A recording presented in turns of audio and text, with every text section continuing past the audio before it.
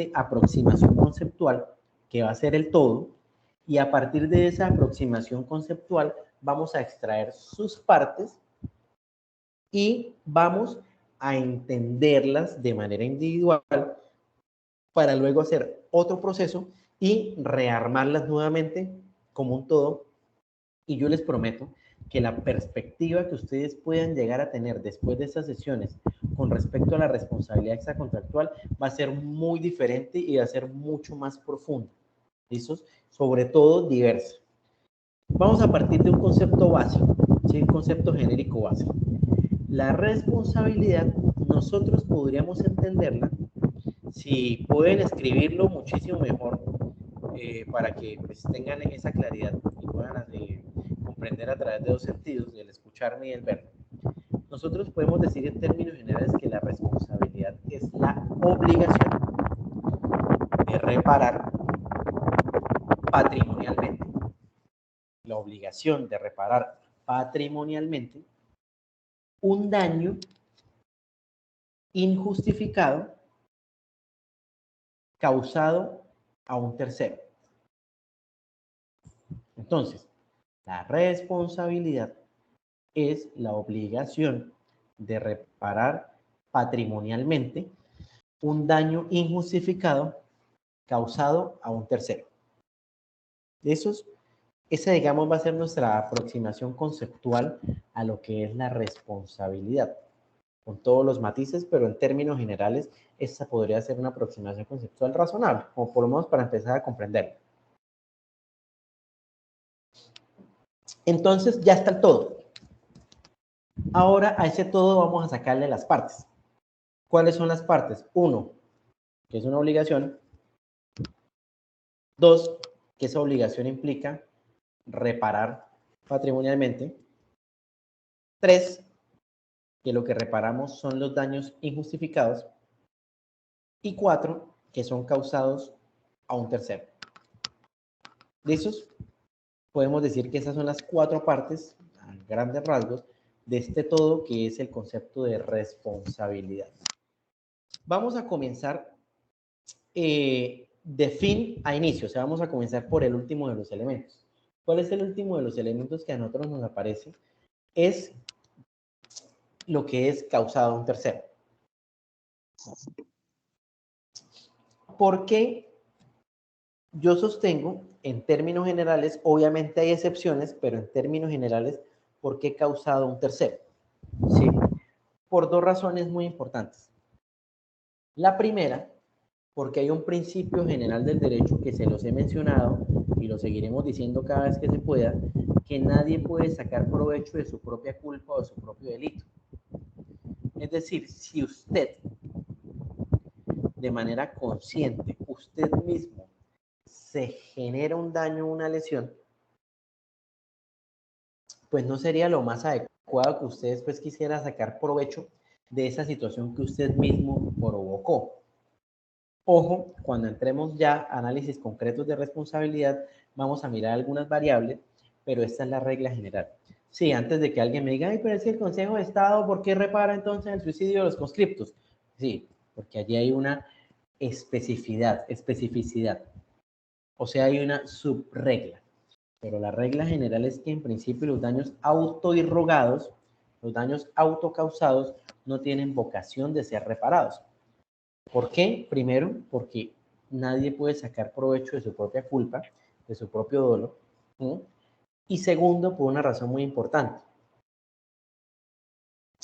Porque como nosotros estamos hablando de obligaciones, de una obligación, hay una figura que extingue las obligaciones que se llama la confusión. ¿Ustedes han escuchado la figura de la confusión? ¿Han escuchado eso alguna vez? ¿Qué es la confusión? Esa figura de la confusión. ¿No es un vicio del derecho, del sentimiento? No. Es cuando las obligaciones, mejor dicho, cuando el demandante, ¿cómo lo explicara? Cuando yo tengo tanto las obligaciones como el derecho, es decir, me deben y yo debo. Entonces allí hay como una especie de compensación, ¿no? Sí, No, cuando yo no. cumplo los dos roles. Yo Más o tengo, menos. Por ahí va. cumplo los Por dos ahí roles, va. entonces yo me debo, mejor dicho. Yo soy deudor Por y ahí acreedor va. al tiempo. Vamos a explicarlo de manera teórica. ¿Listos? Vamos a tratar de hacer una aproximación conceptual más académica para que el día de mañana, si ocurre esa pregunta, esa situación, pues podamos explicarlo de manera mucho más técnica. O sea, el señor Hernández está muy cerca, está tibio, casi caliente, ¿sí? Por ahí va el tema. Vamos a explicarlo teóricamente para que nos quede pues un poco más claro, ¿listos? ¿Qué es la confusión? La confusión es una manera o una forma de extinción de las obligaciones. Empezamos por ahí. La confusión es una forma de extinguir las obligaciones que se presenta cuando el acreedor y el deudor concurren en la misma persona, que es más o menos lo que trataba de explicarlo nuestro compañero, ¿sí? ¿Qué es la confusión? La confusión es una manera de extinguir las obligaciones que se presenta cuando el acreedor y el deudor concurren en una misma persona. ¿Listo, señor Hernández? Usted estaba muy cerca. Es eso, ¿sí? O sea, acreedor y deudor concurren en una misma persona. Pensemos en un ejemplo muy sencillo de la vida cotidiana. Yo estoy seguro que muchos de ustedes en algún momento de la vida, cuando se podía, esa época maravillosa en la que se podía, intentaron ahorrar, ¿sí? Entonces uno tenía sus ahorritos, normalmente uno tenía, para los que somos más mayorcitos, bueno, la gente ya bastante más mayor, tenía la casita roja de la vivienda, ¿no? Una casita roja que daba vivienda que era de plástico. Esa era la alcancía. O el clásico marranito, o bueno, cualquier forma, cualquier molla en la cual usted metiera plata. Y era normal que uno hiciera algo que era autoprestarse. Y uno a veces llegaba a tal punto de descaro que uno dejaba notas, que ahí quedaba como letras de cambio.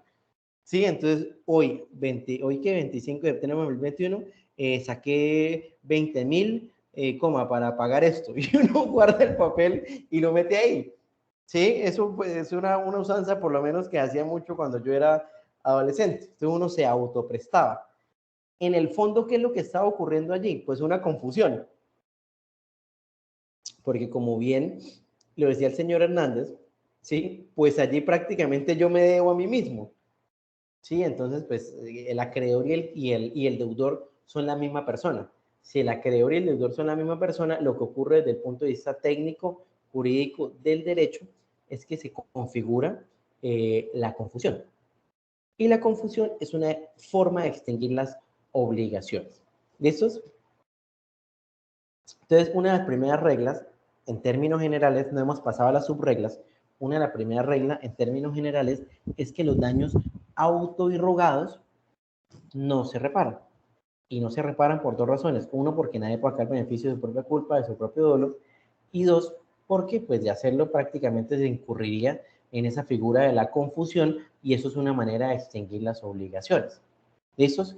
Es más, tan cierto es esto que les estoy diciendo que una de las figuras que vamos a ver más adelante, cuando veamos las estrategias de defensa, se llama el hecho exclusivo y determinante de la víctima, que ustedes normalmente lo conocen como la culpa de la víctima. Seguro han escuchado ese concepto, ¿no?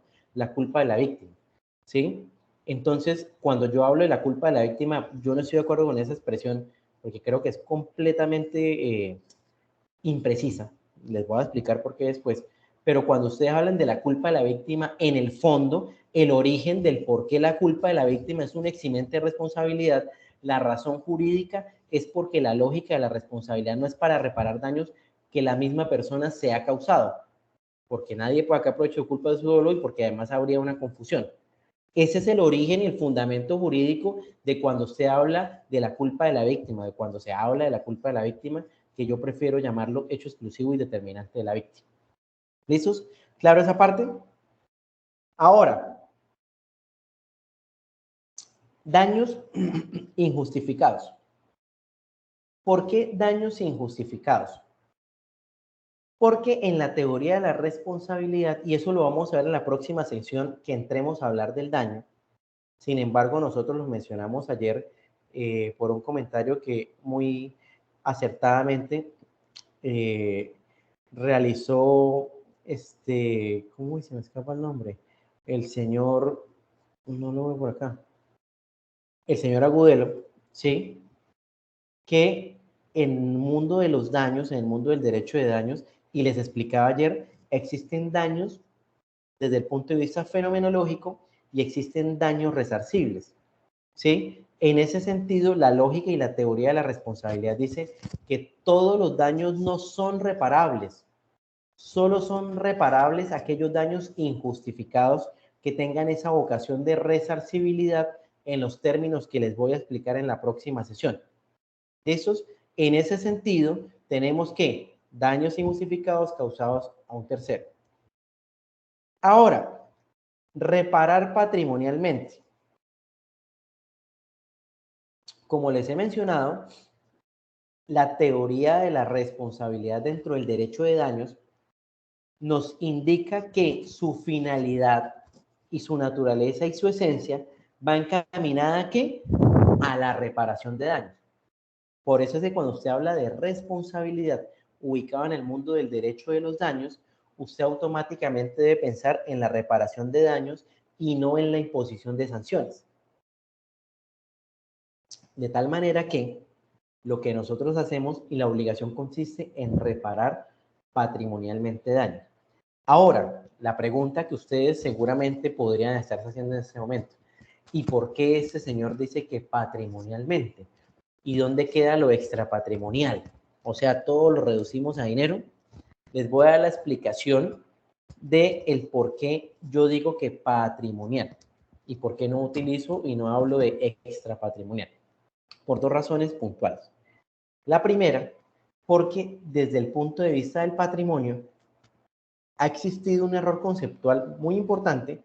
Ojo, esto lo pienso yo y yo les voy a dar la razón del por qué yo lo pienso y les voy a dar el fundamento jurídico del por qué lo pienso. Ustedes van a encontrar 1.000.000 de autores que piensan lo contrario y van a encontrar muchas autoridades, van a encontrar al Consejo de Estado, a la Corte Suprema de Justicia, van a encontrar grandes escritores de la doctrina nacional y la doctrina internacional que no lo piensen así, ¿sí? Eso es válido, cada quien adopta la postura que quiere, simplemente les voy a explicar mis razones. Yo pienso que ha habido una mala comprensión de lo que es el concepto de patrimonio desde el punto de vista del derecho. ¿En qué sentido?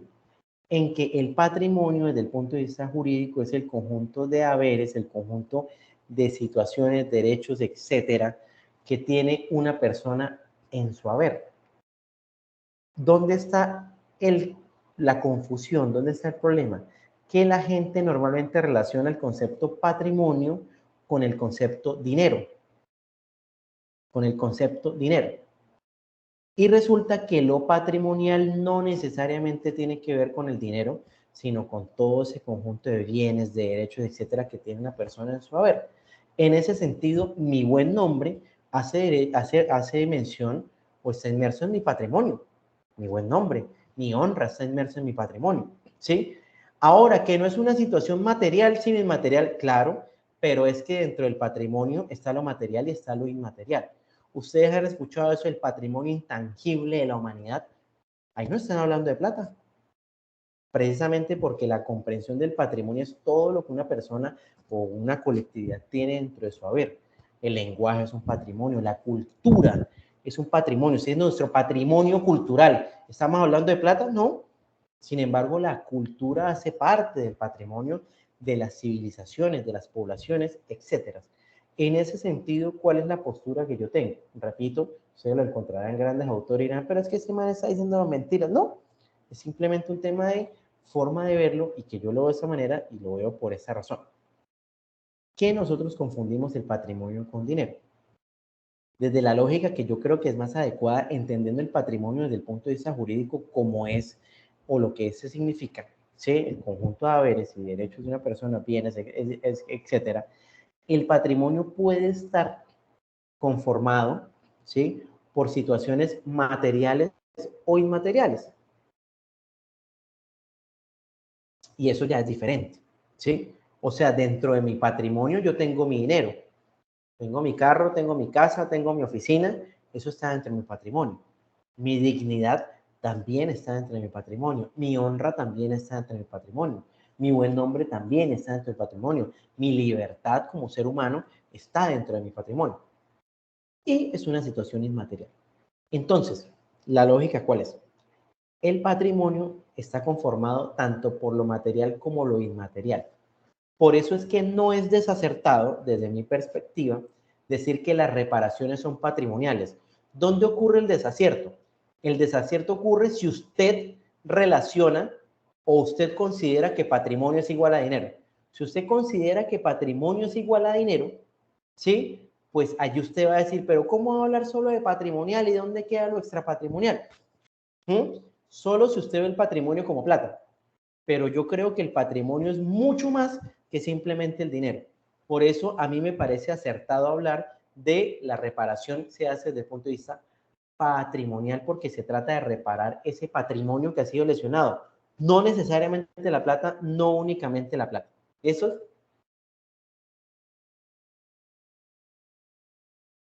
Ahora, que dentro del patrimonio vengan situaciones materiales o haya derechos materiales de naturaleza material y de naturaleza inmaterial, claro, pero sigue estando dentro del patrimonio.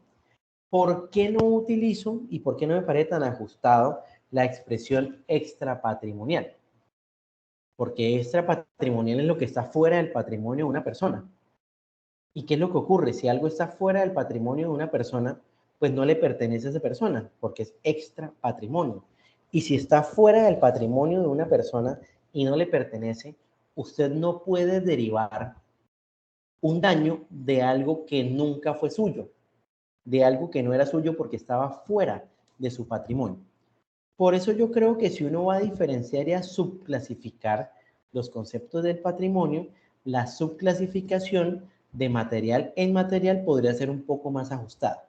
Es decir, el patrimonio es el todo en el conjunto de haberes, derechos, tratados de una persona que pueden ser materiales o inmateriales. ¿Lisos? Segunda razón del por qué yo creo que es acertado decir que la responsabilidad es la obligación de reparar patrimonialmente. ¿Sí? Por una razón muy sencilla. Porque quien redactó la Constitución del artículo 90, por favor, ¿alguien me puede leer el artículo 90 de la Constitución? ¿Alguien que me colabore ahí?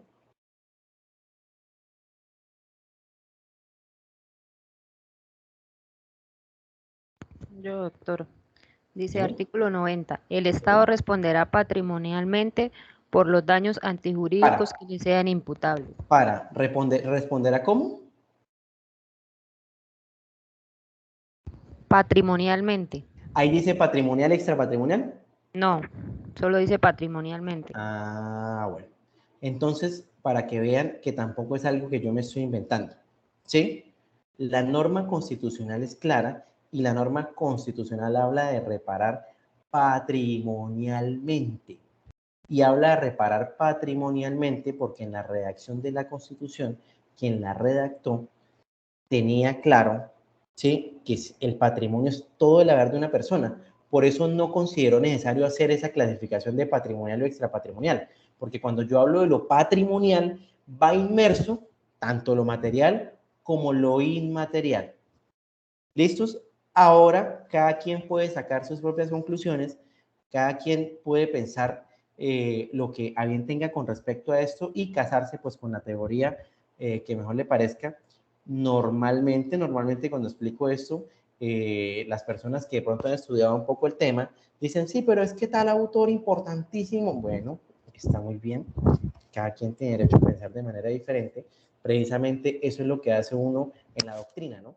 Porque si todos pensáramos como el gran autor pensara, pues entonces ¿para qué hacemos espacios académicos y para qué pensamos, ¿no? Quedaría restringido nuestro derecho, nuestro sagrado derecho a pensar. Entonces cada quien es completamente libre de tomar la postura que quiera. Si usted quiere usar la palabra, la expresión patrimonial, extrapatrimonial, hágale, el Consejo de Estado la utiliza, la Corte Constitucional la utiliza, la Corte Suprema, y la utilizan de manera indistinta, a veces material, inmaterial, o sea, una confusión tremenda. Bueno, eso está bien, el Consejo de Estado, ¿quién soy yo para decir que no? Grandes autores lo utilizan, está bien, ¿sí? Yo simplemente creo que dentro del patrimonio va tanto lo material y lo inmaterial y que lo que está por fuera de su patrimonio, pues no es suyo. Y si no es suyo, pues yo no tengo por qué reparárselo porque sobre eso no se puede concretar nunca un daño. Eso es una postura que yo mantengo y defiendo. Entonces, por eso, el otro elemento que es reparar patrimonialmente, ¿sí? Tiene esa razón de ser y por eso lo ubico bajo esa lógica y desde esa forma de plantearlo. Ahora, llegamos a la primera parte de la estructura de ese todo, pero que la dejamos al final, que es la obligación. Esos, recuerden que les decía, ¿no? La responsabilidad es la obligación de reparar patrimonialmente un daño injustificado, antijurídico, como ustedes quieran ponerle, causado a un tercero. Ya explicamos por qué un tercero, ¿sí? Ya explicamos por qué el tema de la resarcibilidad y la injustificación del daño. Ya explicamos el por qué hablamos de reparar patrimonialmente el daño y ahora vamos a hablar de por qué una obligación. Vamos a verlo de la siguiente manera y lo quiero plantear de la siguiente manera y en esto voy a ser supremamente categórico y como dice el meme, y me doy con quien sea, ¿sí? Voy a tratar de hacerles ver algo. Espero poder hacerlos ver porque es muy importante. Yo creo que el gran error que nosotros tenemos en general, y se los digo porque yo no he sido la excepción, nosotros realmente no comprendemos el derecho, no podemos comprender el derecho y nosotros realmente no podemos saber ni siquiera qué significa el derecho si nosotros no tenemos una comprensión clara de las obligaciones. Esto es, si hay una figura que es la más importante por encima de cualquier otra figura que usted quiera ver del derecho, es el concepto de las obligaciones. Pero ¿cuál es el problema? Que uno normalmente ve obligaciones como una materia que se llama obligaciones, que uno ve en pregrado y uno la ve por allá, ¿qué? Por ahí que en quinto semestre, o la ve por ahí en tercer año, para quienes estudian anualizado, por lo menos en la libre, que creo que estudian anualizado todavía, digamos, creo que se ve por ahí en el tercer año. En los semestralizados normalmente uno está viendo por ahí tipo quinto, cuarto, quinto, sexto, más o menos por ahí. Y resulta que uno muchas veces la ve como una materia pues sin tanta relevancia.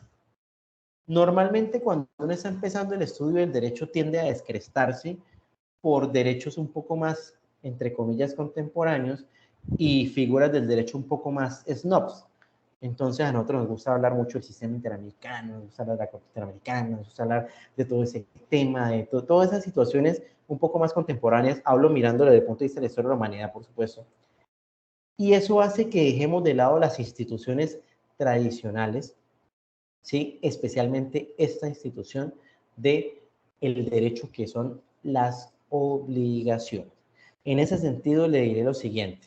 Si usted no comprende qué son las obligaciones, su concepto acerca del derecho y el mío y el de cualquier persona va a estar fuertemente comprometido porque el derecho es por esencia obligaciones. En su más pura esencia, el derecho es obligaciones. ¿Listos? Ahora, ¿quién me puede decir a mí qué son las obligaciones?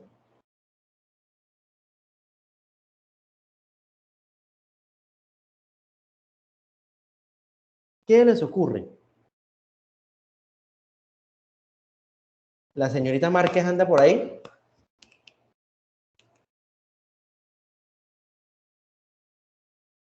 Señorita Márquez, Señor, ¿qué son las buenas obligaciones? tardes. ¿Cómo estás? ¿Qué son las Sí, obligaciones? señor. Bueno, pues dentro de mi concepto, digámoslo, yo diría que una obligación, yo la asimilo mucho como un vínculo, ¿sí? O sea, un vínculo, hablando usted del patrimonio, pues yo lo relaciono con un vínculo patrimonial, pues que tiene pues una persona, un individuo. ¿Cuáles son las obligaciones? ¿Cuáles son las obligaciones?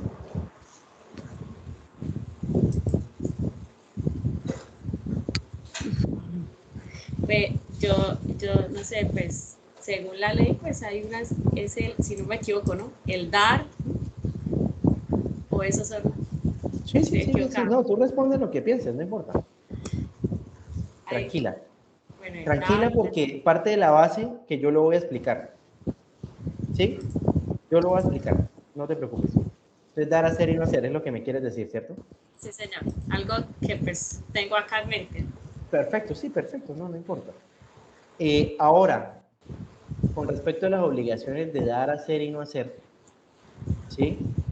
¿Qué piensa la señorita Niño?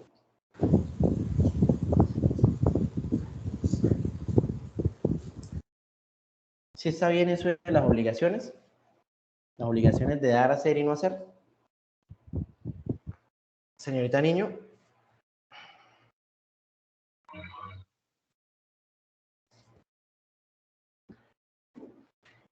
Señorita Niño, te estamos requiriendo por acá. Sí, doctora, acá estoy. Buenas Listo. tardes. Hola. ¿Qué Sí, opinas de las obligaciones de dar, hacer y no hacer?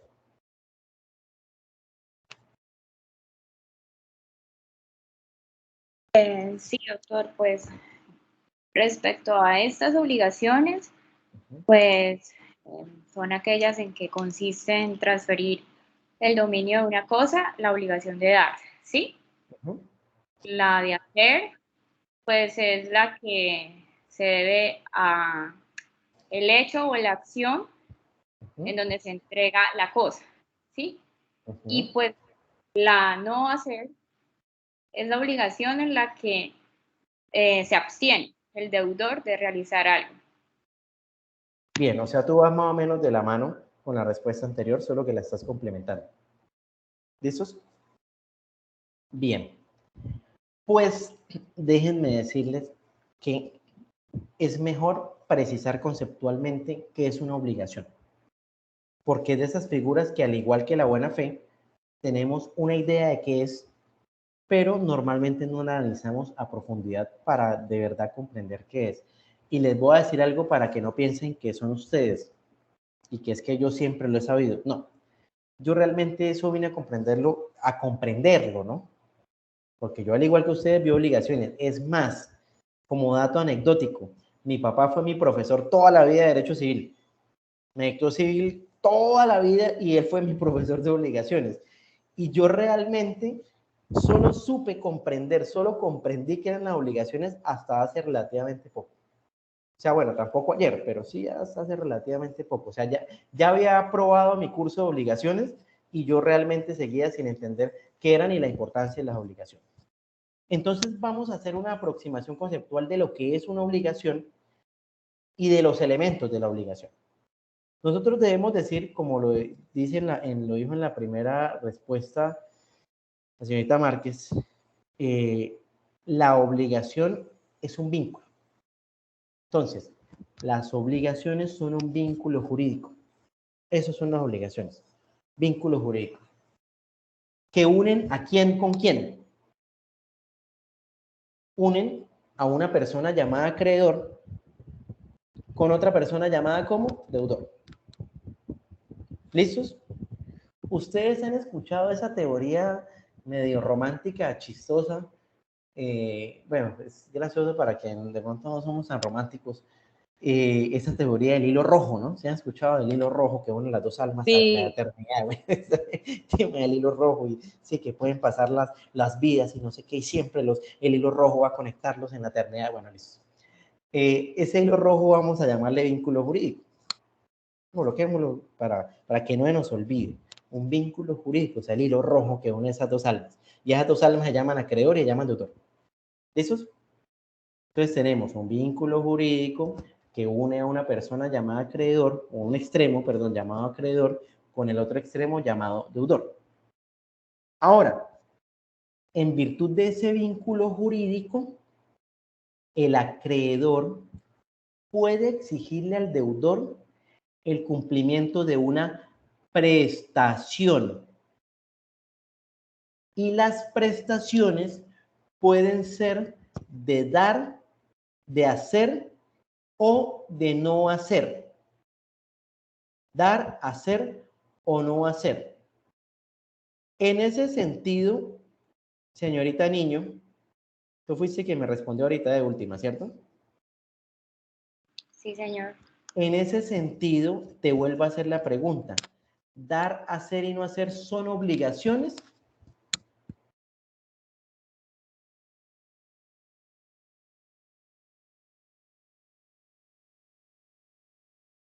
Yo creería que sí, Doc. No, son ¿No? prestaciones dentro de la obligación. Es decir, la obligación como concepto es el todo. Y ese todo tiene unos elementos, que son acreedor, deudor, hilo rojo, o sea, vínculo jurídico, y las prestaciones que pueden ser de dar, hacer y no hacer. Esto es, cuando uno habla de dar, hacer y no hacer, uno no está hablando de obligaciones, uno está hablando de ¿qué? De prestaciones dentro de la obligación. ¿Me comprende, señorita Niño? Sí, doctor. Entonces, ¿Sí? porque el pregrado y demás siempre nos dijeron que eran obligaciones. Exacto. Pero si tú miras el concepto de las obligaciones, la obligación es el vínculo jurídico en virtud del cual un acreedor puede exigirle al deudor el cumplimiento de una prestación que puede ser dar, hacer y no hacer. O sea, no es que esté equivocado lo que tú estés diciendo, ¿sí? Simplemente que es impreciso. ¿Estamos? O sea, tú no tienes una obligación de hacer o una obligación de no hacer o una obligación de dar. Tú lo que tienes es una prestación de dar o una prestación de hacer o de no hacer en el marco de una obligación. Ojo, recuerden que les estoy explicando y ya te doy la palabra, señorita Merchant. Recuerden que estoy tratando de aplicar la teoría de entender el todo, sacar las partes del todo, comprender cada una de las partes y luego volverla a armarlo en un todo, ¿cierto? En ese sentido, hay una regla. ¿Cuál es la regla? Que ninguna, jamás, por términos de lógica de la vida y lógica jurídica y lógica de la existencia misma, una parte de un todo nunca puede ser igual de grande al todo, ni siquiera más grande. ¿Sí me entienden? Es decir, pensemos en un carro. Un carro tiene muchas partes, llantas, motor, frenos, etcétera, bomba de gasolina, tiene un montón de partes, ¿sí? ¿Hay alguna parte del carro que sea al menos igual de grande al carro? No, nunca, no puede, porque entonces dejaría de ser una parte. ¿Sí me entienden? O sea, hay un motor como parte de un carro que sea igual de grande al concepto carro. No, no, puede que la parte del motor sea mucho más grande que el resto de las partes. ¿Sí? Pero el todo va a ser la sumatoria de todas las partes. Por ende, nunca puede ser ni siquiera igual de grande. En ese sentido, cuando yo hablo de dar, hacer y no hacer, yo estoy hablando de prestaciones.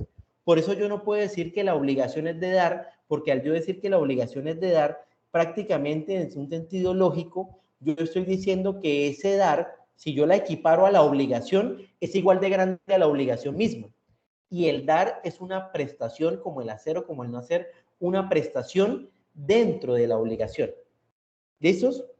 Señorita Niño, y te lo digo, no eres la única que lo piensa así, no eres la única a la que se lo enseñaron así. Eso pasa, como dice el cuento, hasta en las mejores familias, ¿no? ¿Sí? No te preocupes. Lo importante es poder comprender y este módulo está es para eso, para tratar de comprender de una forma mucho más, digamos, profunda esas pequeñas cosas que nos parecen simples y tontas porque nosotros las vimos en pregrado. Como las vimos en pregrado, eso no tenía que pasar la materia y ya. Pero cuando yo hablo de dar, hacer y no hacer, yo no estoy hablando de obligación. Yo estoy hablando de la prestación. Porque la obligación tiene 4 elementos. ¿Cuáles? Acreedor, deudor, vínculo jurídico y prestación. Y esta prestación puede ser de dar, hacer y no hacer. O sea, dar, hacer y no hacer hace parte de esta prestación. Y esta prestación es una parte de este todo que integra el concepto obligación. Y la parte nunca puede ser igual al todo. ¿Me comprendes? ¿Y me comprenden todos? ¿Me comprendiste, señorita Niño? Sí, ¿Y sí. señorita Márquez? Listos, perfectos. Señor. Ahora, cuéntame, señorita Merchán, que alzaste la mano por ahí primero. Profe, era eso mismo que usted acabó de decir al final, que como tal hay que entender que el dar, hacer o no hacer es un componente del concepto de obligaciones y que debemos saber que es la relación como tal lo que significa esa obligación, la relación entre dos partes, lo cual genera una prestación y que es la de hacer, no hacer, y lo que usted estaba explicando. Perfecto. ¿Alguien más alzó la mano pero se me escapó? Creo que el señor Almeida. Sí, doctor, quería como concluir, o sea, un concepto de lo que nos planteamos y tendríamos que concluir. ¿Tendríamos que qué? Digamos que es la existencia de una serie de partes que podría ser las obligaciones de hacer y no hacer. Exacto. Y de hacer y no hacer son partes dentro de ese concepto global que sería obligación como un todo. ¿Listos? Vamos entonces a los ejemplos. ¿Listos? Porque de pronto en los ejemplos nos queda un poco más claro para comprender esto. ¿Sí? Vamos a un ejemplo que todos podamos comprender. ¿Sí? Profe, entonces... Dime, ¿quién me está hablando? Yo, Jenny Márquez. Entonces... Yo. Bueno, tú dime. Ajá. Entonces, ¿cuál vienen siendo las obligaciones? O sea, si eso es... No, primero hay un concepto de obligación. Sí. El concepto de obligación es que es un vínculo jurídico entre acreedor y deudor, en virtud de la cual el acreedor puede exigirle al deudor el cumplimiento de una prestación. ¿Listos? Vamos simplemente a comprender eso en este momento. ¿Te parece? Bueno, y a partir de ahí, pues vamos a generar más comprensiones, pero partiendo de esa base. ¿Listos? Bueno, vamos a colocar el ejemplo. Sencillo. Un contrato de arrendamiento. ¿Sí? Cuando yo tengo un contrato de arrendamiento, pregunto, ¿surge una obligación? ¿Como un todo? Sí, surge una obligación. Ahora, en esa obligación, ¿quién es acreedor y quién es deudor?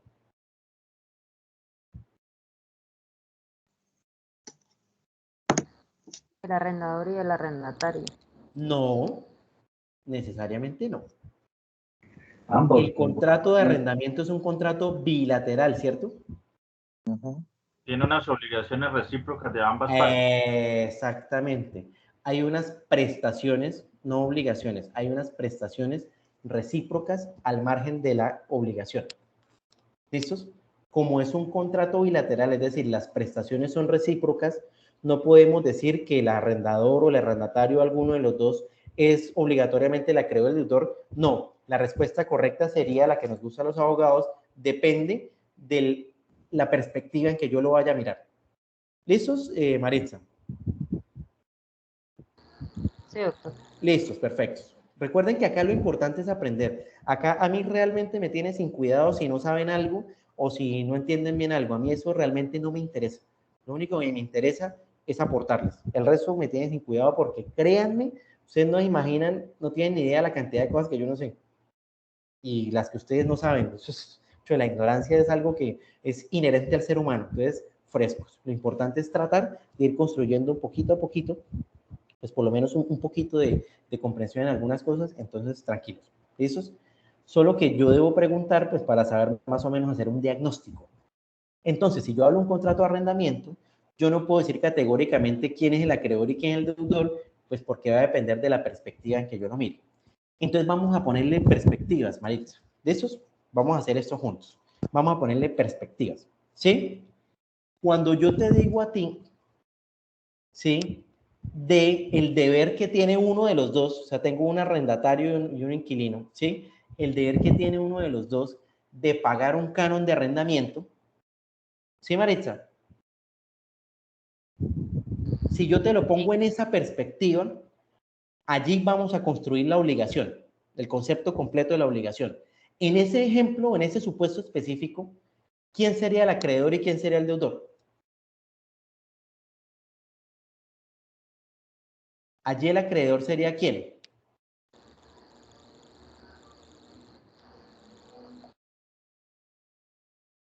El dueño de la casa. ¿Sí? ¿Quién arrienda? Él sería el acreedor, ¿cierto? Sí, el arrendador. ¿Quién sería el deudor? El arrendatario, que va a pagar el canon. El arrendatario, ¿sí? Ahora te hago una pregunta, Maritza. ¿Cuál es el vínculo jurídico que los une?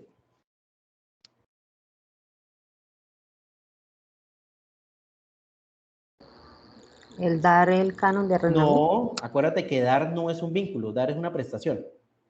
¿Cuál es el vínculo jurídico? El contrato. El El contrato de contrato de arrendamiento. arrendamiento. El contrato. O sea, el hilo rojo que une a este con este, ¿cuál es? Pues el El contrato. contrato de arrendamiento. Eso es lo que los une, ¿cierto? Sí. Ahora, el acreedor, que en este caso sería el propietario, ¿sí? El que arrenda, puede exigirle al deudor, que en este caso es el inquilino, en virtud de ese hilo rojo, de ese contrato, puede exigirle el cumplimiento de una prestación. En ese caso, ¿cuál sería la prestación? ¿Dar, hacer o no hacer? De dar. Perfecto. De esos ya me vas comprendiendo mucho mejor. Sí. Perfecto. Sí, ya. Eso es muy importante. Por eso es tan importante entender que darnos una obligación, que hacer no. Son prestaciones dentro de la obligación.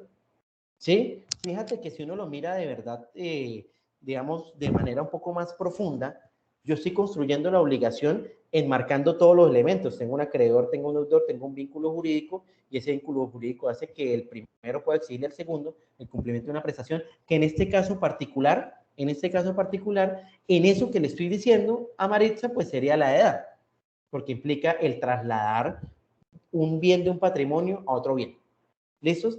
El $1.000.000 que paga el inquilino, cuando los paga, cuando cumple con su prestación de dar, pasan a ser ¿de quién? Pues de quien le arrienda. ¿Cierto? Y se traslada, en términos de propiedad, se traslada esa propiedad de un patrimonio económico a otro patrimonio económico. Y ya. Un poco más claro, ¿cierto? Ahora, vamos a mirarlo desde otra perspectiva, ¿sí? Vamos a mirarlo en cuanto a la entrega del bien. O sea, yo le arriendo un apartamento, ¿sí? A la señorita Osorio o al señor Román. Oiga, señor Román, ¿cómo está usted? Bien, doctor, sí, señor. Creo que no le he escuchado la voz. Vamos a hablar los dos. ¿Listos? Usted sabe que Sí, en el contrato de arrendamiento, usted me está arrendando a mí, ¿no? Usted me da su casa y me la da en arriendo a mí. Yo soy el inquilino. Pues obviamente usted tiene que ponerme en disposición de la casa, ¿cierto? Pues para que yo empiece a disfrutar de ese contrato de arrendamiento en virtud del contrato, pues para que yo disfrute, ¿cierto? Pues para que viva allí, etcétera. En ese sentido, vamos a construir el concepto de la obligación. ¿Listos? En esa relación que le estoy diciendo en ese ejemplo, ¿quién es el acreedor y quién es el deudor?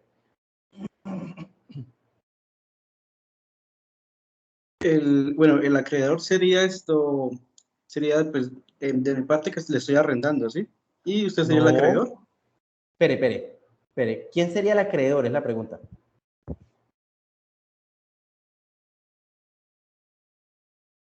¿Quién sería el acreedor? El acreedor sería, pues, en esa parte sería, pues, usted que me está tomando un arrendamiento. Exacto, yo que soy el inquilino sería sería el acreedor. ¿Cierto? Sí, Y señor. usted sería mi deudor.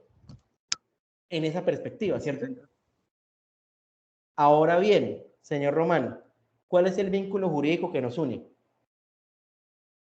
Sería el contrato de arrendamiento. Igual que en el otro, sería igual el contrato, ¿cierto? Pero ¿qué variaría acá? Fíjense que ya varía la posición de acreedor-deudor. Fíjense que en el primer ejemplo que yo le coloqué a Maritza, el acreedor era el arrendatario y el deudor era el inquilino. Pero fíjense que yo cambio la perspectiva en el mismo contrato y cambia la forma como yo enfoco la obligación. Porque ya acá, en el deber de entregarme, de ponerme en disposición de la casa, el acreedor sería yo como inquilino y el deudor sería el dueño de la casa, ¿cierto? El vínculo jurídico pues sería el mismo. Ahora, fíjense otra cosa que va a cambiar ostensiblemente. Como usted es mi deudor, señor Román, yo soy su acreedor, yo puedo exigirle a usted el cumplimiento de una prestación. ¿Cuál es la prestación que yo le puedo exigir a usted en este enfoque que le estamos dando? Que le entregue el saneado a la casa, ¿puede ser? Entregar técnicamente no es una prestación, solo hay 3 prestaciones. ¿Cómo se llaman? Dar, hacer y no hacer. Ahora le hago la pregunta, señor Román, ¿cuál es la prestación? La prestación sería la de entregar, ¿no? Entregar el bien que entregar no está es una prestación. hacer. Ah, bueno, sí, señor, sí, señor. Hacer. Su prestación es de hacer. Ahora, que ¿cómo cumple usted ese hacer? Pues entregándome.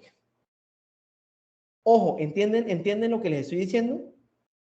No es que la prestación es de pagar. No, pues pagar no es una prestación. Las prestaciones son dar, hacer o no hacer. ¿Listos? En ese caso, si usted tiene que entregarme y ponerme en disposición, ¿usted cómo hace eso? Pues cumpliendo con una prestación de hacer. ¿Cierto, señor Román?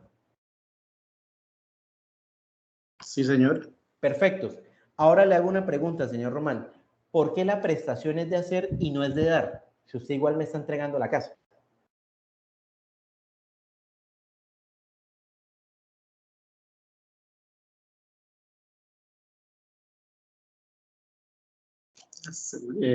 Bueno. Vamos a definirlo Pues, teóricamente y le repito la pregunta. Porque sería pues por lo que yo le estoy, digamos, en hacer, porque digamos, yo le estoy a ustedes, es como arrendando, ¿sí? No le estoy entregando el bien como tal, sino le estoy, mediante el contrato, le estoy arrendando, ¿sí? O sea, le estoy es por esto. ¿Estamos transfiriendo el dominio? No, porque el dominio lo seguiría teniendo yo, ¿no? Exactamente. Por eso la prestación no es de dar, sino de hacer. Porque usted lo que tiene que hacer es ponerme en disposición de la casa, pues para que yo la use el tiempo que pactamos. Pero la casa en todo momento sigue siendo ¿de quién? Es suya. Sigue siendo mía. Sí, señor. Ahora, en el caso de Maritza, ¿por qué la prestación es de dar y no de hacer? O sea, en su caso es de hacer. ¿Por qué en el caso que le puse a ella, la perspectiva que le dé a ella, por qué es de dar y no es de hacer? En cuanto al pago del canon.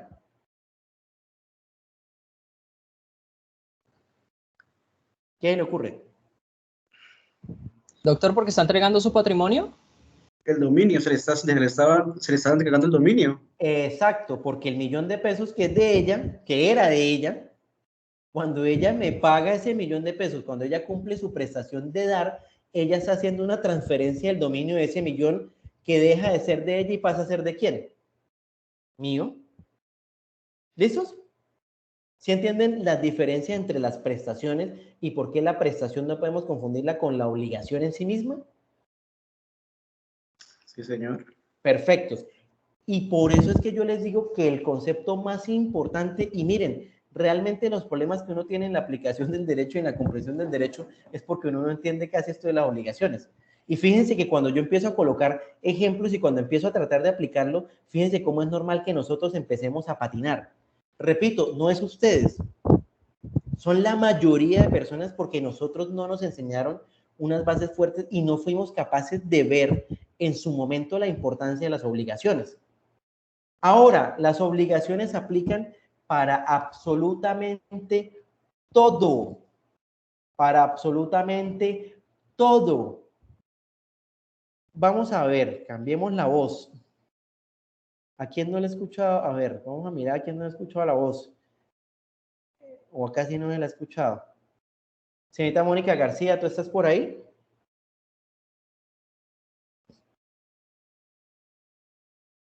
Sí, doctora, aquí estoy. Perfecto, señorita Mónica. Una pregunta. Si yo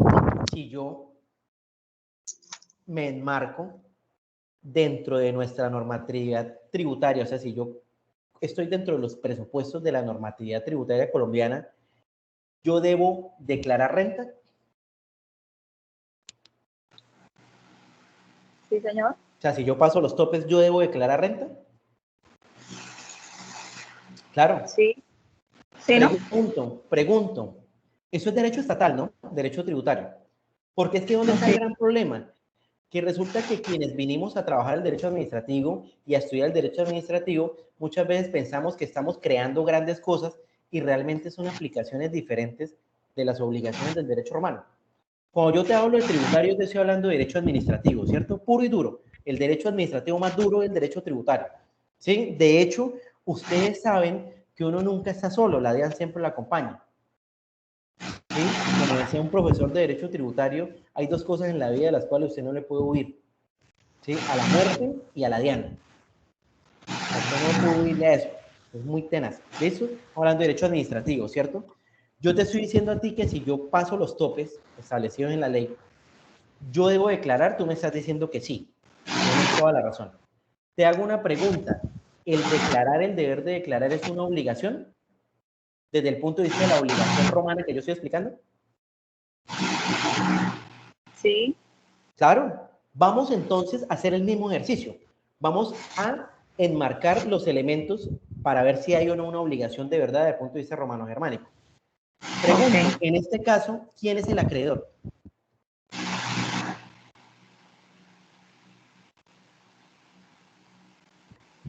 ¿Quién es el acreedor?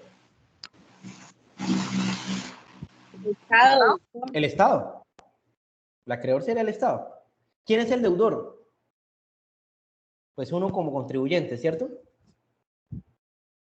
Señorita Mónica, ¿cuál es el vínculo jurídico?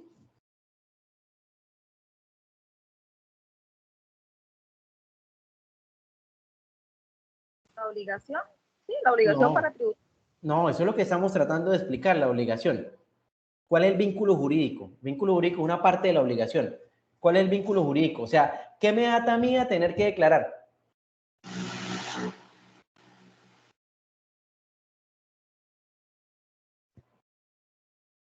La ley. Y yo les pregunto a ustedes, ¿la ley no es una de las fuentes de las obligaciones? Sí, claro. Claro. ¿Cuál es el vínculo jurídico que existe entre el Estado como acreedor y yo como contribuyente? Pues la ley. ¿Cuál es la diferencia entre el ejemplo que estábamos manejando antes y el de ahora? La única diferencia es el vínculo jurídico, porque en el caso del señor Román, el vínculo jurídico era el contrato, pero acá pues yo no tengo un contrato con el Estado, acá mi vínculo jurídico, ¿cuál es? La ley, porque la ley dice que las personas que pagan siempre topes, tasa de ingresos, etcétera, tienen que declarar, punto. O sea, mi fuente, la fuente de mi obligación, ¿cuál es? La ley. Ese es el vínculo jurídico, ¿cierto? Ahora, señorita Mónica, ¿cuál es la prestación que surge de allí? ¿De hacer? Depende. Y te voy a decir por qué depende, ¿sí? Y la respuesta está muy válida. La respuesta tuya es muy válida. Ustedes saben que el hecho de pasar ciertos topes genera para mí el deber de declarar, pero no necesariamente el deber de pagar, ¿cierto? Y la señorita Mónica lo tiene muy claro. En ese sentido, si yo pasé los topes, pero no he pasado los topes que me generan el deber de pagar, mi prestación será simplemente ¿de qué? De hacer, ¿cierto? ¿Y cómo materializo yo mi prestación de hacer? Pues declarando. Realizando la declaración, pam, pam, pam, llevándola al banco, pin, pin, y listo, o haciéndola de manera digital. Ahora, señorita Mónica, si resulta que tú moviste plata como el berraco el año pasado, recuerden que estamos en época de declaraciones, ¿no? Si tú el año pasado moviste billete como el berraco, eso moviste plata, mejor dicho, litigaste durísimo, ¿tú en qué trabajas? ¿Eres servidora pública? ¿Eres litigante o qué haces laboralmente? Sí, servidora pública. Servidora pública. Bueno, digamos que tú ganas un montón y pasaste los topes, no solo te toca declarar, sino además te toca ¿qué? Pagar. Si a ti lo que te toca es pagar, ¿cuál entonces es la prestación que tú tienes a cargo?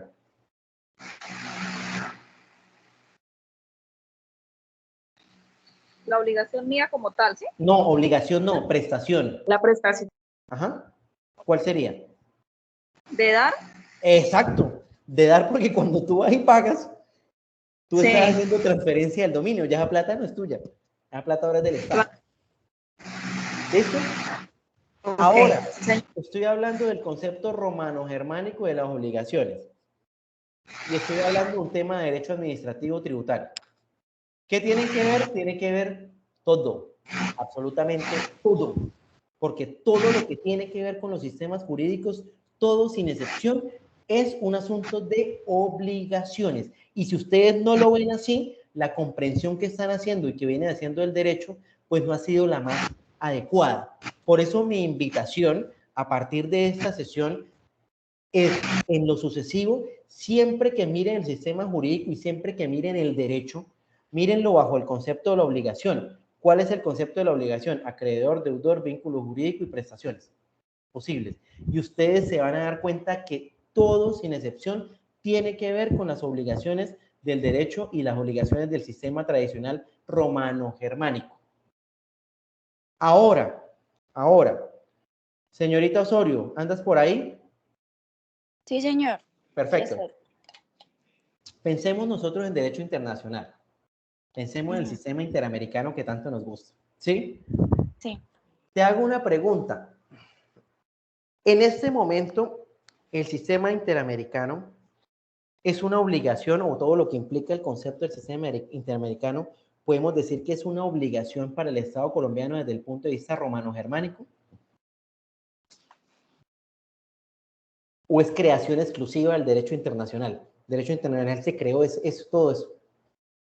¿Tú qué crees? Uy, ya va. Lo pienso. Bueno, piensa. O sea, que el derecho internacional es un todo. Te estoy hablando, enfoquémonos en el sistema interamericano, solo en el Sí. sistema interamericano, ¿sí? Ok. Que no es el derecho internacional, es una parte del derecho internacional. Pensemos en el sistema interamericano, ¿sí? Sí. ¿Colombia tiene alguna clase de obligación con respecto al sistema interamericano? Sí. Claro, Sí. total, no lo dudes, total, ¿cierto? Sí. Y yo puedo clasificar esa obligación como una obligación romano-germánica básica tradicional. Yo creería que no, ¿Por qué creerías que no? porque es que yo creo que tiene varias, o sea, puede que haya unas de dar, puede que haya otras de hacer y otras de Recuerda no que hacer. dar, hacer y no hacer no son obligaciones, Son prestaciones, perdón, sí. Entonces, la respuesta que tú debes darme es que sí, podemos enmarcar una obligación. Entonces, vamos a construir tú y yo, ¿sí? Esa obligación, ¿cierto? Sí. A partir de esa lógica. Existen unos deberes que emanan del sistema interamericano, ¿sí? Que se materializan pues prácticamente con esa convención americana, ¿listos? Y allí lo que tenemos es una obligación, ¿cierto? ¿Quién sería el acreedor de esa obligación? Dentro de esa obligación. Colombia. ¿El acreedor es Colombia? Sistema interamericano. El acreedor del sistema, sí. Incluso yo podría ir un poco más allá. El acreedor somos también las personas quienes vivimos en Colombia y pues también tenemos derecho a esas garantías que nos da el sistema interamericano, ¿cierto? ¿Quién sería el deudor? En este caso, ¿sería quién? El Estado colombiano, ¿cierto? Sí. Ahora, ¿cuál es el vínculo jurídico que une al Estado colombiano con el acreedor, que sería pues todo el concepto del sistema interamericano? ¿Cuál sería el vínculo jurídico? Los tratados. La suscripción, aprobación, ratificación, etcétera, de esos instrumentos internacionales. Yo te hago una pregunta, señorita Osorio. ¿Colombia o a un Estado se le pueden imponer, ¿sí?, los deberes que emanan del sistema, se le pueden imponer por parte de los demás países si no hace parte del tratado?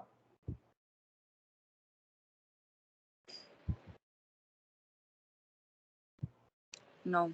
No. Si no hace parte del tratado, no. Si no hace parte del tratado, no.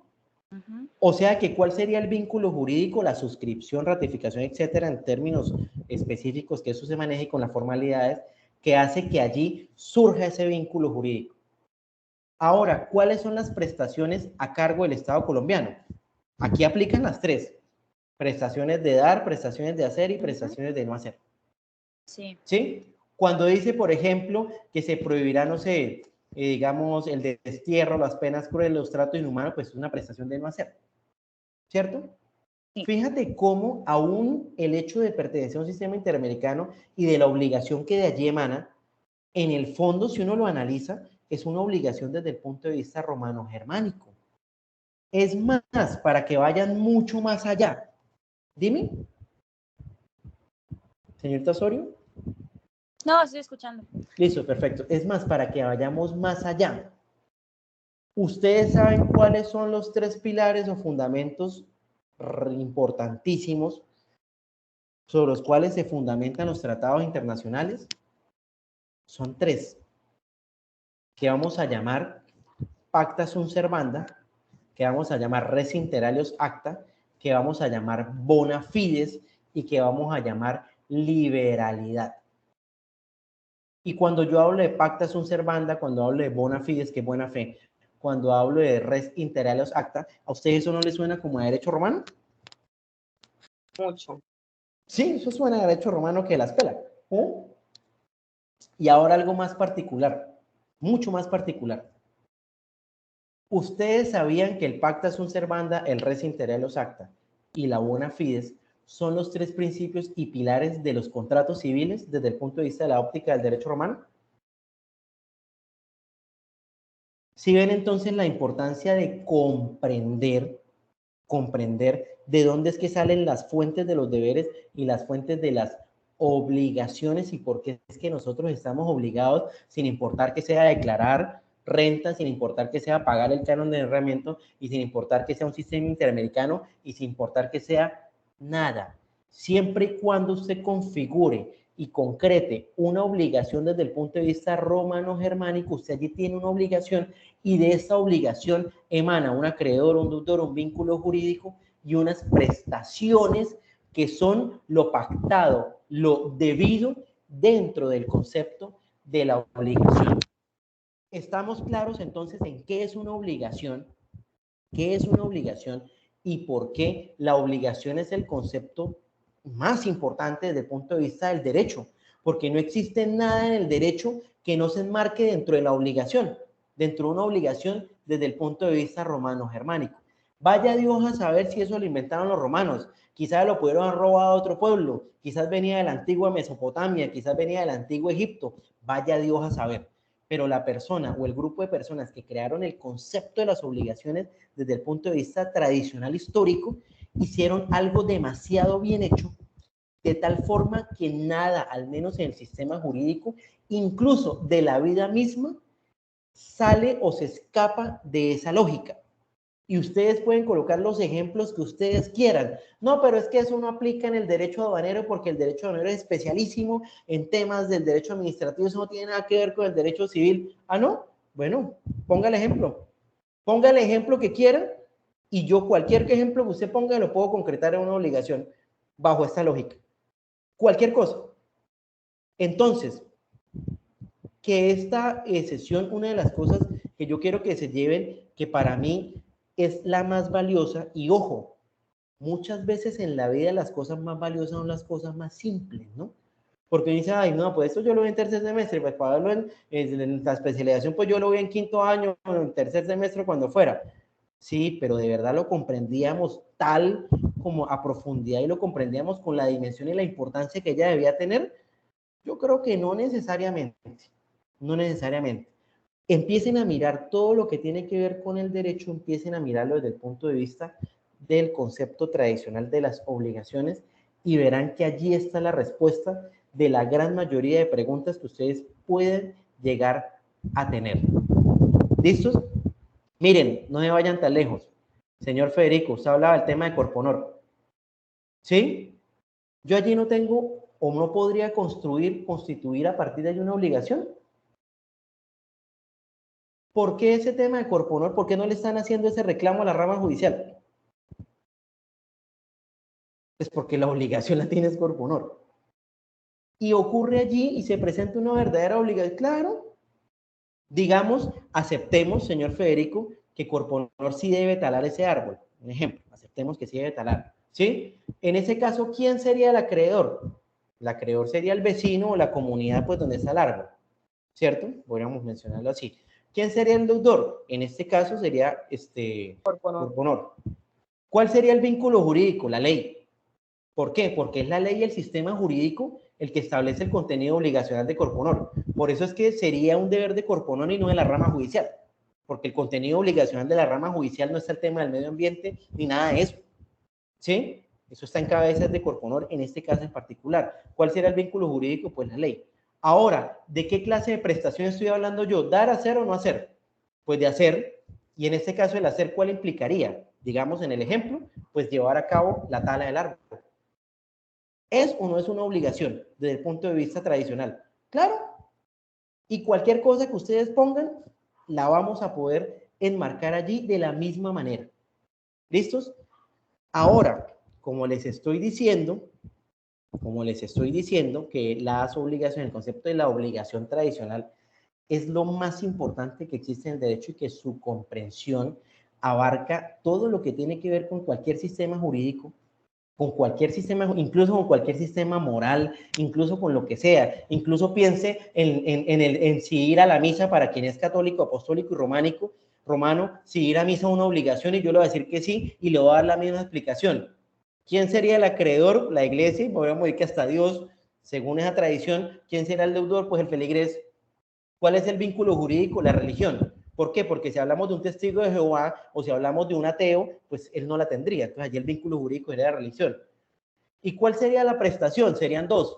Dar, porque lo que se espera es que en la medida de lo posible usted eche una limosna ya, y cuando usted echa los 1.000 pesitos, los 2.000 pesitos, pues usted está trasladando un patrimonio económico, en este caso, suyo hacia la iglesia, y una prestación de hacer, pues porque usted tiene que pararse e ir. Incluso hay una prestación de no hacer.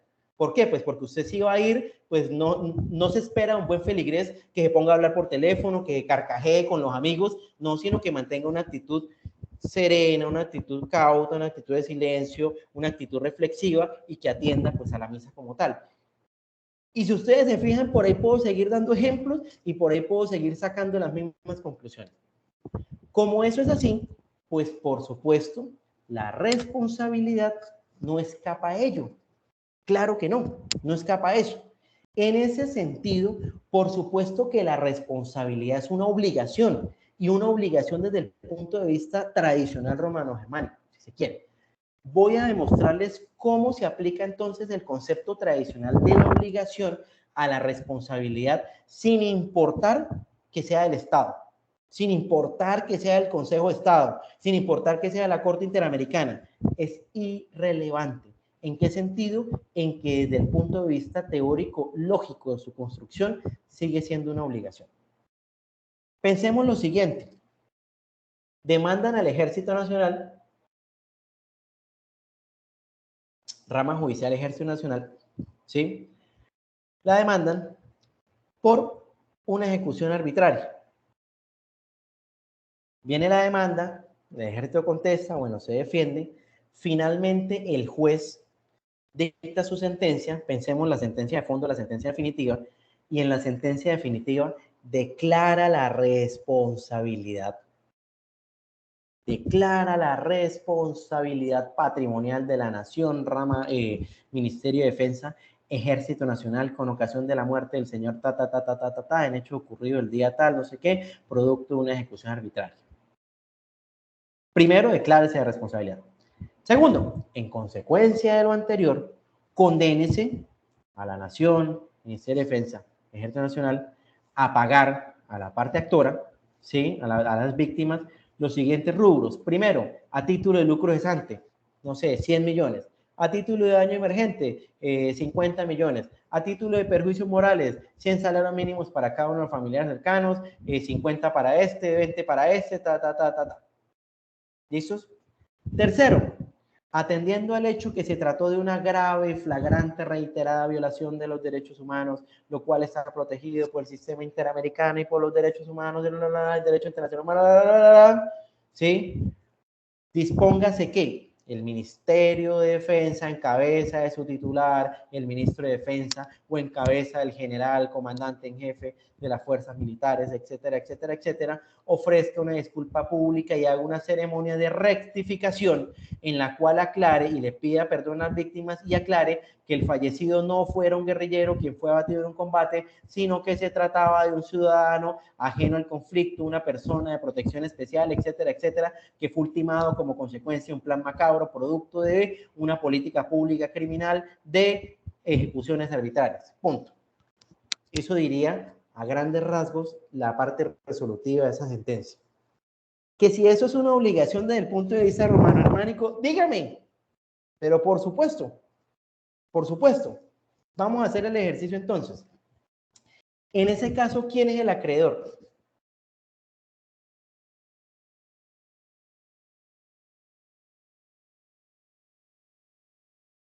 El demandante.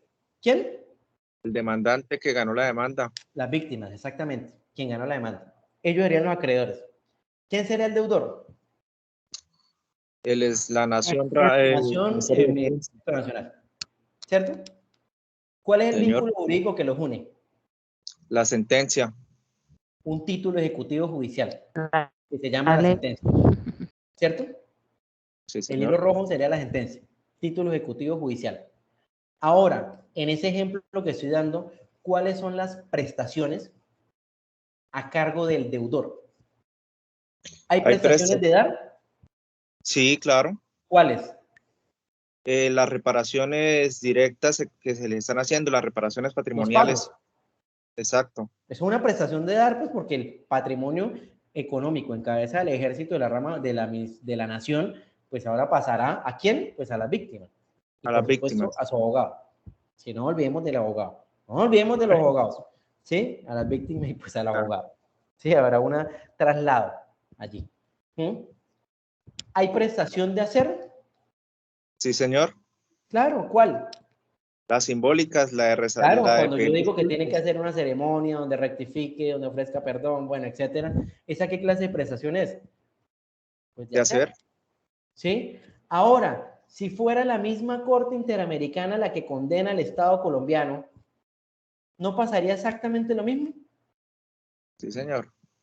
Igual, en ese sentido, es muy importante para mí, y es muy importante para mí como profesor que cualquier persona que haya tomado un módulo de responsabilidad extracontractual conmigo entienda esto que les estoy diciendo. ¿Por qué? Porque con la adecuada comprensión que ustedes están teniendo y que espero que tengan de esta manera de enfocar el estudio de la responsabilidad, les garantiza que todo lo que viene después, que es el daño, que es la imputación, que si la falla en el servicio, que si el riesgo excepcional, que si el daño especial, que si la posición de garante, que si falla anónima, que si falla relativa, y todo ese cuento que viene después, especificidades de la responsabilidad estatal, va a ser lo más sencillo, porque simplemente es una de las muchas formas de adaptar lo que es el concepto de la obligación. ¿Listos? En ese sentido, me permito hacer una recapitulación, porque hemos hablado un montón de cosas, Me permito hacer una pequeña recapitulación, ¿sí? De lo que ha sido esta jornada. Pregunto, ¿alguien tiene alguna pregunta antes de montarme a hacer esa recapitulación? No, señor. ¿Estamos claros? ¿O estamos bien? ¿Estamos bien? Sí, señor. Doctor, solo una partecita. Tocamos pues los temas de hacer y no hacer, pero no encuadramos el ejemplo de no hacer. Ah, por ejemplo, muchas veces se ordena cuando hay violaciones de derechos humanos, ¿sí? Se le ordena al Ejército Nacional abstenerse en lo sucesivo de desplegar esas conductas. Muchas sentencias traen eso, ¿sí? Allí podríamos decir que hay una prestación de no hacer. Porque implica un abstenerse, ¿sí? Y eso pasa mucho. Se me olvidó colocar el ejemplo, pero normalmente esas sentencias traen esa clase de declaración, perdón, de condena. Dice, ordene, conmínese al Ejército Nacional a que se abstenga en lo sucesivo de desplegar conductas que impliquen grave violación a los derechos de las personas, a los sujetos de especial protección, etcétera. ¡Pum! Es una prestación de no hacer. ¿Listo?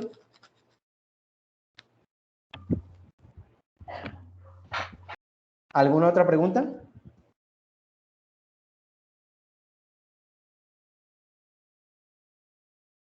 ¿Alguna otra pregunta? Si sigo preguntando, ¿alguien va a preguntar?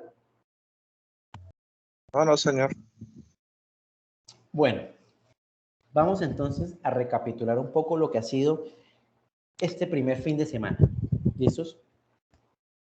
Nosotros debemos comprender que nuestros sistemas de responsabilidades se dividen en responsabilidades punitivas dentro del derecho punitivo y responsabilidades dentro del derecho de daños, que tienen unas diferencias importantes entre ambas.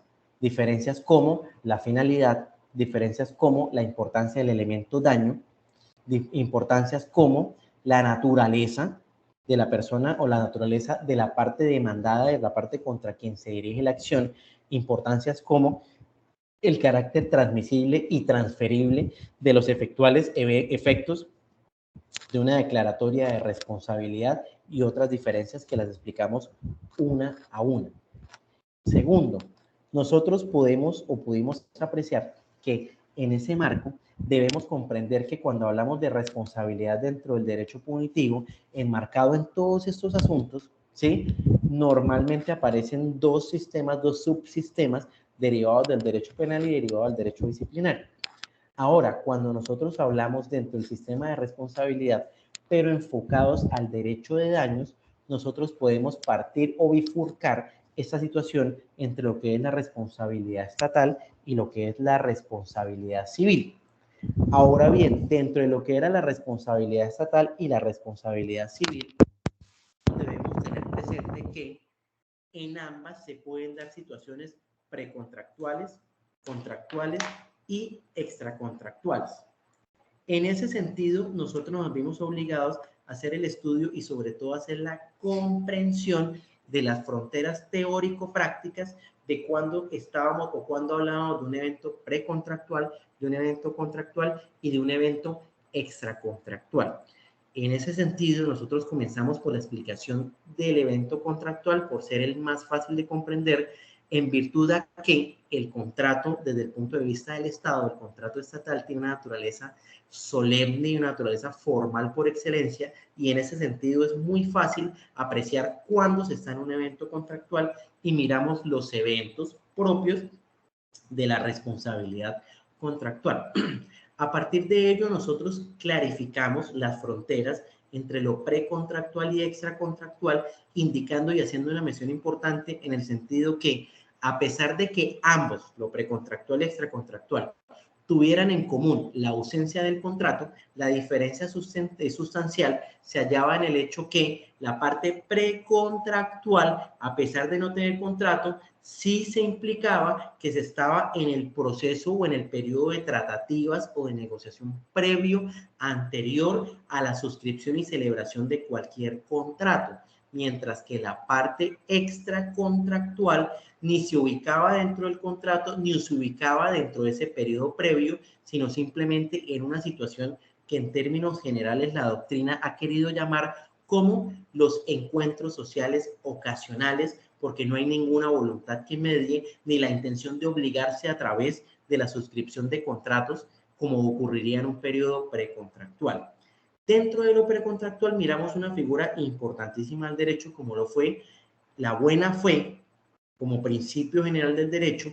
Miramos la aproximación conceptual y la comprensión de lo que era la buena fe, lo que implicaba actuar de buena fe, actuar exento de buena fe y actuar de mala fe como situaciones jurídicamente diferentes, con implicaciones diferentes, y que a partir de ellas una de las formas de vulneración era la doctrina de los actos propios, también llamada y conocida a nivel de latín como venire contra factum proprius non valet, según la cual, a partir de los actos propios, cuando se generan confianzas legítimas en las personas con quienes nosotros tratamos, lo ideal es que no se quebrante ni se rompa la confianza legítima con actuaciones o ajenas, desapegadas a la buena fe o de mala fe, porque eso genera en el otro la ruptura de la confianza legítima, que en eventos precontractuales la regla general es que da lugar a una figura que se llama la pérdida de oportunidad,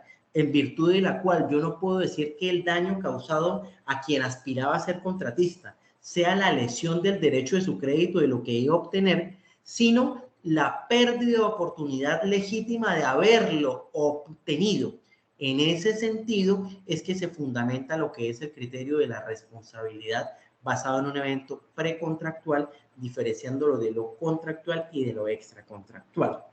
Finalmente, nosotros hicimos un análisis pormenorizado y un poco más sesudo de lo que era la responsabilidad como concepto, o sea, la responsabilidad como un todo, indicando que la responsabilidad es la obligación de reparar patrimonialmente los daños injustificados causados a un tercero, explicando de sus elementos por qué a un tercero, por qué daño injustificado, por qué reparación patrimonial y por qué era una obligación. Finalmente, la parte más relevante al menos desde mi perspectiva, es poder aportarles a la comprensión del por qué el derecho en esencia es obligación y por qué los sistemas jurídicos en esencia son obligación y por qué lo más importante para comprender el derecho es comprender la teoría de las obligaciones, haciendo diferentes análisis y ejemplificaciones de cómo el concepto de la obligación, que se encontraba integrado por unas partes que son acreedor, deudor, vínculo jurídico y prestación, que puede ser de dar, hacer o no hacer, cómo permean todo lo que implica cualquier situación dentro del sistema jurídico, incluso dentro de la vida misma, y especialmente cómo se adecúan o cómo se configuran a la perfección cuando yo hablo de la responsabilidad, al margen de que sea una responsabilidad declarada por la Corte Interamericana o una responsabilidad declarada por el Consejo de Estado o declarada por el Tribunal Administrativo o declarada por quien sea, porque con la declaratoria de responsabilidad surge y nace esa obligación en la cual el acreedor va a ser la víctima demandante, el deudor va a ser el demandado, el vínculo jurídico va a ser el título ejecutivo judicial y finalmente las prestaciones que pueden ser de dar, hacer o no hacer, se pueden materializar según las órdenes que se den en el resuelve de la respectiva sentencia. Entonces decíamos que cuando se ordenaba el pago en dinero, pues hablábamos de una prestación de dar, cuando obligaba a hacer ceremonias, a hacer un busto, a hacer una película, a hacer un documental, hablamos de prestaciones de hacer, y cuando se ordena abstenerse, llevar a cabo ciertas actuaciones, pues estamos hablando de prestaciones de no hacer. Caballeros y señoritas, entonces para mí ha sido un grato placer, un inmenso gusto haber compartido con ustedes esta jornada extenuante del día de ayer y especialmente la del día de hoy. Traté de todo corazón, espero haberlo logrado, pero por lo menos traté de hacer que las explicaciones fueran sencillas, que hubiera comprensión, que es lo que a mí más me interesa, y sobre todo de hacer una sesión significativa en el sentido en que cada uno de ustedes cuando termine ahorita y vayan ya sábado libres a vivir la vida y a gozársela, ¿sí? Puedan decir, bueno, mi madre, valió la pena ese fin de semana y yo creo que esas horitas que le dediqué y lo que de pronto me habrá costado ese módulo en dinero, en tiempo, en esfuerzo, pues habrá valido algo la pena por lo menos haberles enseñado o aportado una visión diferente al menos en alguna cosa de todo lo que es este temario, mucho más allá de lo que ustedes y todos nosotros normalmente vimos en nuestro pregrado. Todos tienen mi número de teléfono, todos tienen mi WhatsApp, me pueden escribir, que me conocen que me pueden escribir y yo soy súper efectivo por el WhatsApp, pueden escribir cuando quieran, a preguntarme, a consultarme, si quieren alguna información, lo que sea, frescos. Ustedes pregunten, que si no sé, les voy a decir que no sé, y si estoy ocupado, pues les voy a decir que estoy ocupado y bueno, esperan que esté ocupado, pero frescos. No se preocupen, me pueden escribir con todo gusto, estaré atentos. Normalmente trato de realizar un ejercicio docente que vaya mucho más allá de simplemente dictar una clase en un módulo, porque eso pues cualquiera lo puede hacer. Me gusta elevar ese estándar a que se generen relaciones fuertes hacia futuro, bajo una lógica que me enseñó mi madre y seguramente la madre de cada uno de ustedes, y es que arrieros somos y en el camino vamos. Entonces no hay nada más valioso que a partir de esos eventos, de esos escenarios, pues se generen relaciones académicas, relaciones profesionales sólidas y que ustedes sepan que en la medida de mis posibilidades estaré atento a aportarles en todo lo que dentro de la ley y dentro de mis capacidades humanas, físicas y de conocimiento esté a mi alcance. Les envío un gran abrazo, vayan y descansen, ustedes son unos verdaderos campeones por estar acá escuchándome esta carreta un sábado a las 6 de la tarde en lugar de estar en piscina tomando fotos para el Instagram. Un gran abrazo, de verdad muchísimas gracias por el espacio y quedamos pendientes para la próxima sesión. Me estaré comunicando con ustedes. Gracias, doctor. Gracias, profe. Vicioso, ¿no? Claro que Siempre, sí. profe, siempre. No le prometo nada, profe. Diga, juicio es mi segundo nombre. El primero es Cindy. Un abrazo, descansen. Muchas gracias, profe. Un abrazo, profe, gracias. Gente, Gracias. ya no mandes cualquier. Gracias a todos.